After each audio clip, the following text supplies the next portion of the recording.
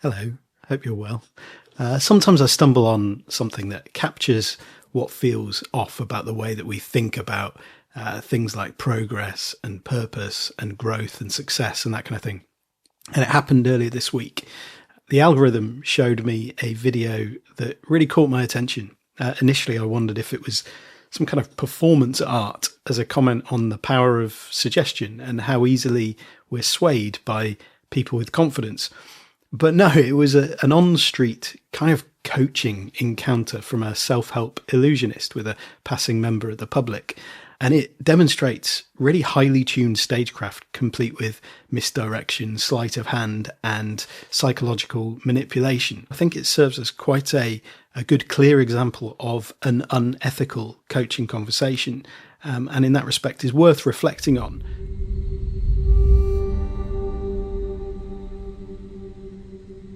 So the guy in the video does something very, very clever and, in my opinion, damaging at the same time, which I can see from the number of positive responses that it's received isn't necessarily obvious, because it's one of those videos that's designed to be inspiring and motivational to capture you at an emotional level. And when you're scrolling fast, you might not give it a second thought in terms of what's the actual deeper impact of this kind of thing.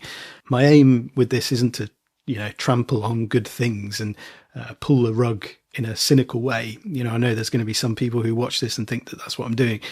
But I want this to sort of be a shift in a positive direction.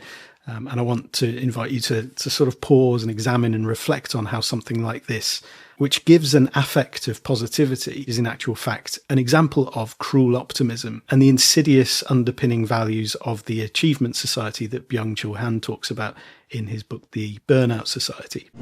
What's your dream? What? What's your dream? Oh, I'm scared. Oh, don't be scared, it's okay. What's your dream? The man in the video asks, catching a woman off guard as she walks down the street. Don't be scared, it's okay, he says. She goes for a pretty safe response in the end, I guess, considering this situation as signs of a functioning nervous system that is on high alert in the face of this socially confrontational moment. My dream is to be rich. So, to be rich, she says. Okay, he responds. Do you know how you get rich? I'm rich, so I know. Okay, do you know how you get rich? I'm rich, so I know. So he's kind of signalling this aspirational potential in this conversation, saying, I have what you want. And then she responds with quite a trite platitude that reflects the theme that he's already kind of fed her with that initial question, what's your dream? Follow your dream. I don't know. Follow your dream. Do you know who I am? Sorry. I'm the guy that helps make people's dreams happen. Right. You literally hit on the magic. And so she's unlocked that door just like he's kind of planned. Funny you should mention the word dream. He's the guy that helps make people's dreams happen. What a coincidence. She's literally hit on the magic. She must have been rubbing that lamp pretty hard this morning to get this man to pop out. Wow! Does it feel good to be out of there? I'm telling you, nice to be back, ladies and gentlemen. And like the genie he is guaranteeing £100 if he doesn't manage to grant the wish and help her find her dream. If I don't help you find your dream in 2 minutes, I'm going to give you £100. Okay, it's a challenge. Ready? Yeah, okay. This is a surprise and I guess feels like a win-win. Okay, I either get my dream or I get 100 quid. Perfect. And the confidence that he projects is reassuring and also has a sense of altruism to it. But what he's done here is to really set up a competitive conversation. This is a challenge for him. Success isn't actually about helping her in any meaningful long-term sense, but it's about winning the conversation and having her believe that he has helped her by the end of it, which will be declared through permission for him to keep the money in his pocket if he doesn't manage to help her find her dream in 2 minutes. And so once this challenge is accepted and both of them understand the purpose of this conversation, of this exchange, there's a subtle shift in the tone of it. First of all, honestly, do you not know your dream? Not really, no. Okay. There's a layer of rapport that has been manufactured as they revisit the original question and he asks her about her dream again. He then gets into what she loves to do and would do if nobody paid her to. Tell me what you love to do. Like what you'd do if no one paid you every single day. Sport. What sport? Running. And she identifies running. That's something that she loves doing. Okay, so you'd run every single day and you don't need to get paid for it and you absolutely love it, right? Yeah. And then he projects this assumption onto her relationship with running, bearing in mind he knows nothing about what running brings her, why she loves it. You know, we don't see any of the conversation about, you know, what is it about running that you really connect with? What is the nature of the value that it brings to her life? And I bet you want other people to feel that too, right? That energy of just being free, being healthy, right? He then introduces this kind of moral obligation on top of the thing that she loves. You know, you want other people to feel the feeling that running gives you, right? He doesn't unpack what that feeling is for her. He just then projects what he believes that feeling would be. So it's the energy of just being free. And she's not, as far as we have seen, expressed that as the thing that she loves about running or the feeling that she gets. But words like energy and free and health carry this sort of intrinsic positive flavour. And how could you say, no, I don't want other people to feel energized, free and healthy? And then bang, major pivot moment here. Maybe you're meant to help people get that feeling, right? Maybe you are meant to help people get that feeling. Bearing in mind, the feeling is not something she said she gets from running. It's something that he has given her, planted that idea in her mind. And there is so much in that line besides that. You know, the idea of a dream has now turned into a divine purpose, and he is the medium standing between her and this kind of prophecy for her life. It's got sort of vibes of the psychic that's dancing with pace and words and trying to manipulate meaning and saying, I'm seeing running, I'm seeing energy, I'm seeing all of these things that, you know, very generic ideas that are going to be sort of triggering off in her a sense of relatability. Maybe you are meant to help people. Helping people is a social good. That's a nice thing to do. The idea that that is what you would be doing and somebody is seeing that for your life is going to naturally sort of be give off really good feelings. And so he's teasing out the idea that she stumbled into some great secret that she could impart to others. She is meant for a big purpose, to enlighten those who are in the dark. That feels good to hear. That's nice. My life means something more than it feels like it means right now.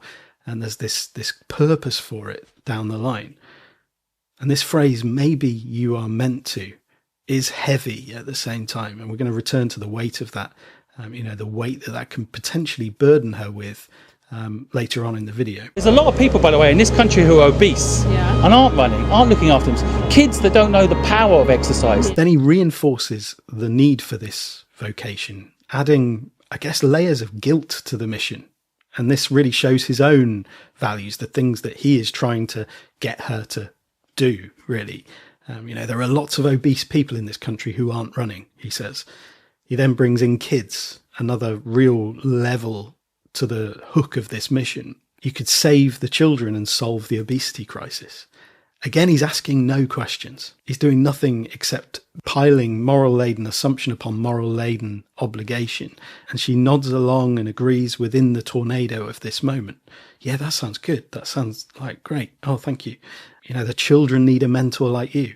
And then she laughs to that. Is that to say, no, you really don't know me. They don't need a mentor like me. Or is it to say, what a wonderful thing to imagine.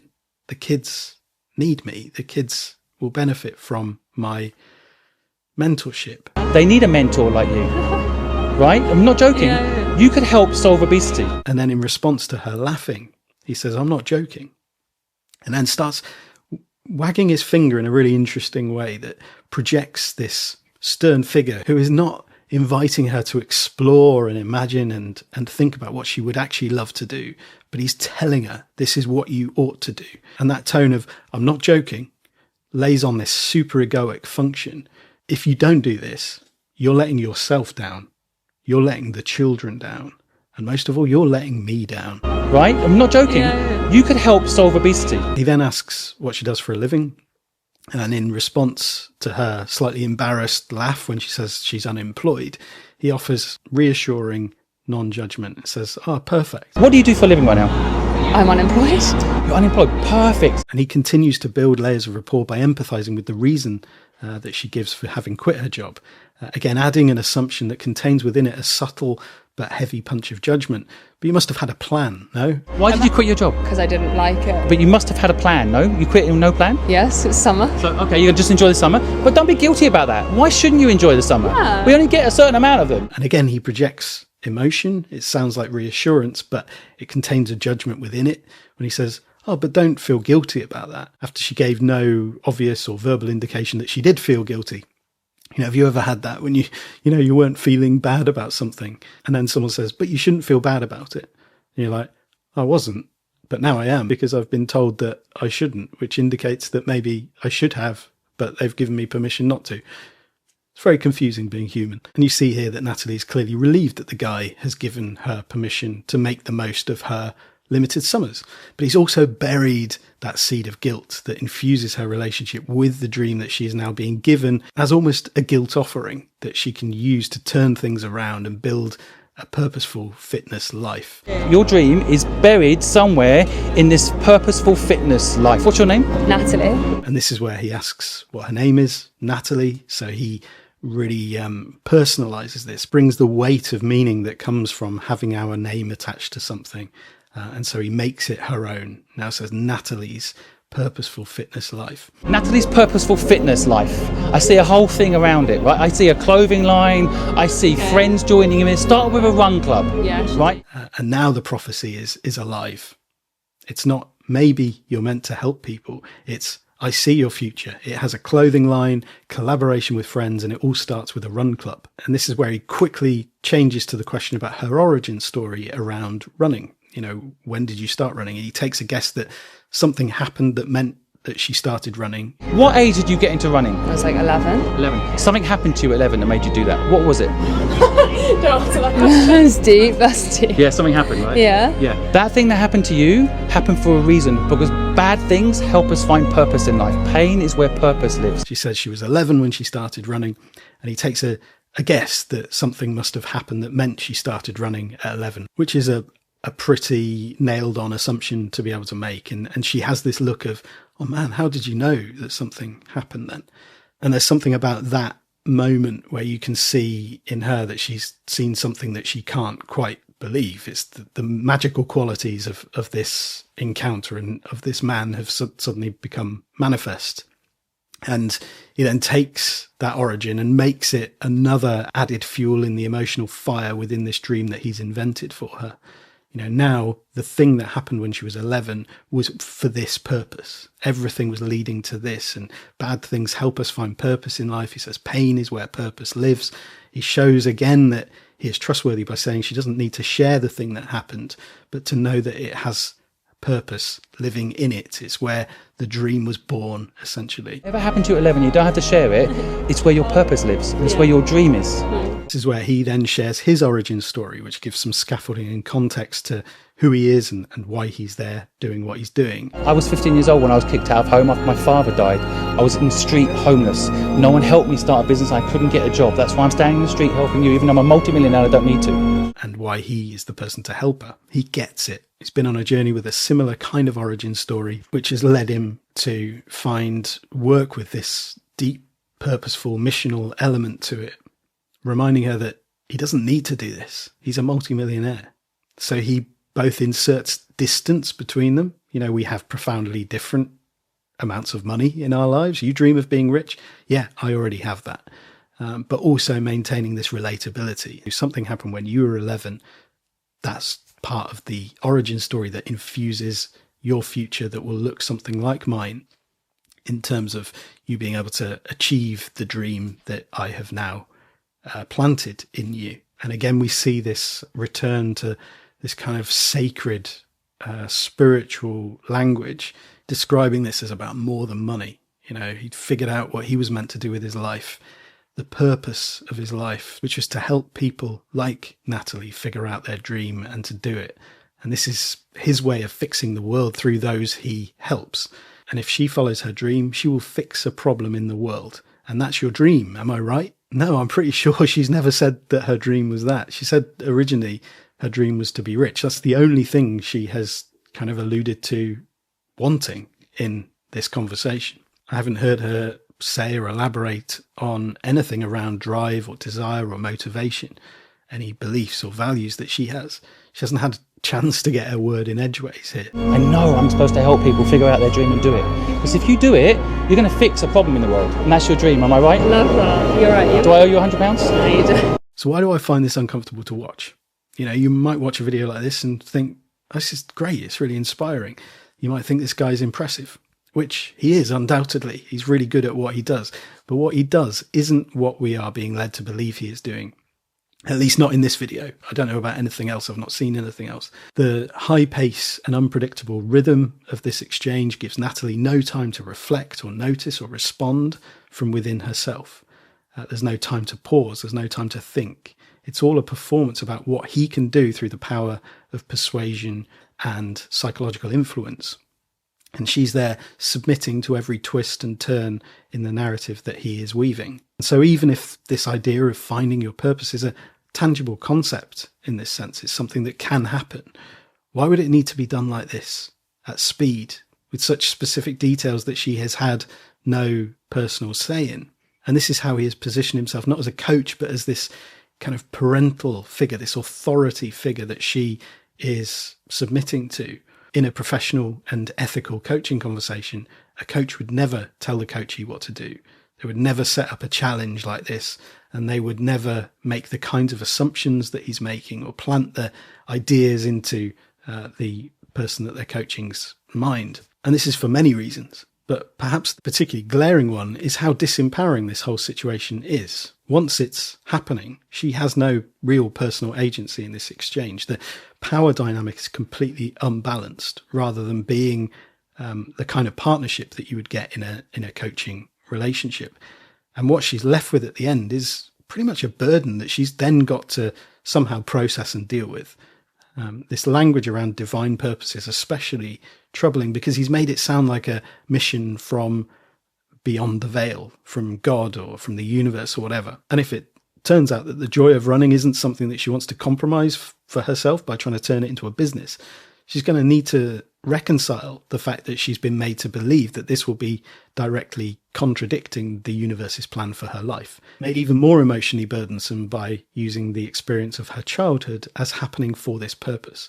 You know, there's so much wrong to me about this kind of framing. You know, he doesn't wait for her to reflect on her relationship with that moment. He just declares it as the site of her purpose. It's really flavoured with spiritual manipulation, which kind of uses that natural priming that we have to embrace what somebody is confidently doing in turning the pain of past experiences and traumas into a plan, because suffering rarely makes sense. And if somebody is there to give it form in this way, we might be receptive to that. And this old trope of turning your pain into your purpose, or finding your purpose within your pain, is something that is only meaningful when somebody arrives at it for themselves. You know, that's part of an individual's personal healing journey.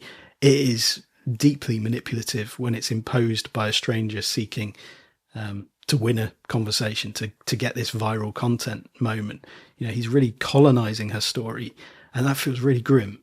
And so on the topic of running, you know, when she says that's what she loves, an ethically guided coach might ask her what she loves about it. And I think probably most important is, how can you keep doing it? This is a question that I've been thinking about a lot lately, is how can I keep doing this? And, you know, in this context, if you love running, think very carefully before you try to turn it into a business. What if the goal is to sustain the source of joy in your life?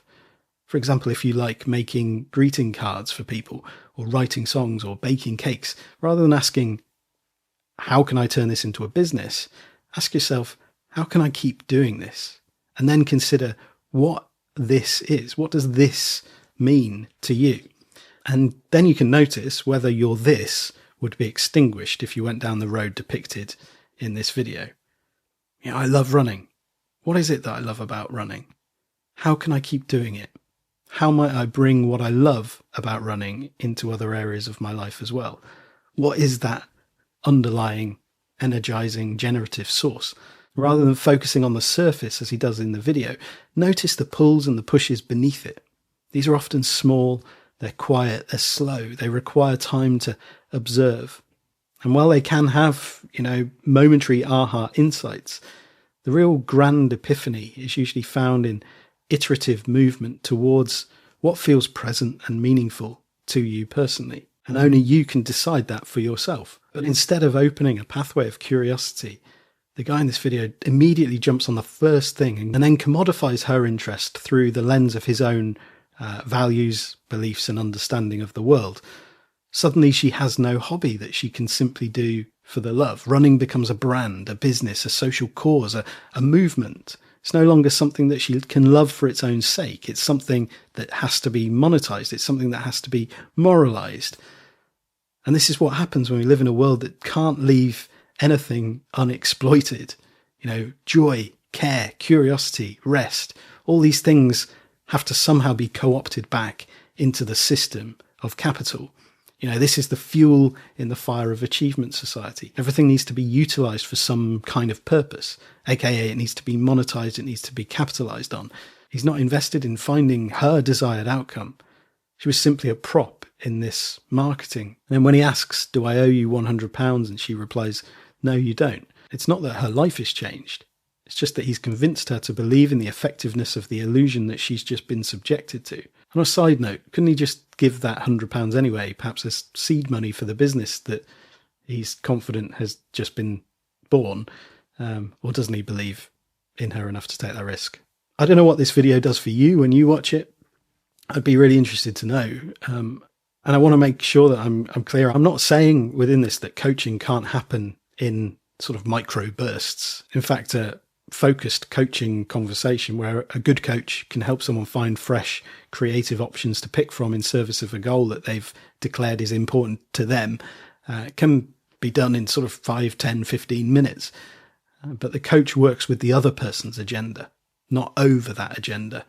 And you would never coerce a coaching conversation in the way that we see here without permission. You certainly wouldn't pounce on someone with a camera, and you wouldn't lay down a challenge where you make it about showing off your skill rather than centering the other person and the things that they want to change or work on or address. And even beneath all of that, the thing that really troubles me most about this, I'm going to come back to it again, is the way that he equates a dream with a business, monetizing something that matters to you. This is at the heart of the burnout society that Byung-Chul Han depicts, where capitalism permeates the sites of resistance, where running could be this beautifully symbolic gesture of the thing that we do to escape those parts of life that seek to coerce and control us, bending to the logic of the markets that we have to sell our labour to in order to survive.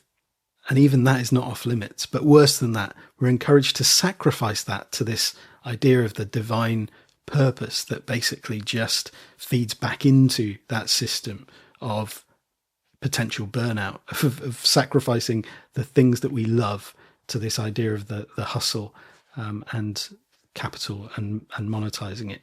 The thing that maybe we are meant to do, not for the joy, not to inspire others by showing that things can be done without attaching a price tag. Where is the freedom, the energy, the health that he was keen to point out as things Natalie wants people to feel? What about her? Surely she could at least have some time and space to think about it first before this divine burden is loaded onto her shoulders. What do you think? Have you ever noticed this kind of illusion in your own life where someone has seemed to offer help but really handed you their story to carry instead? I'd love to hear from you. Leave a comment or drop me a message with your response. And take care. I'll see you soon for another one.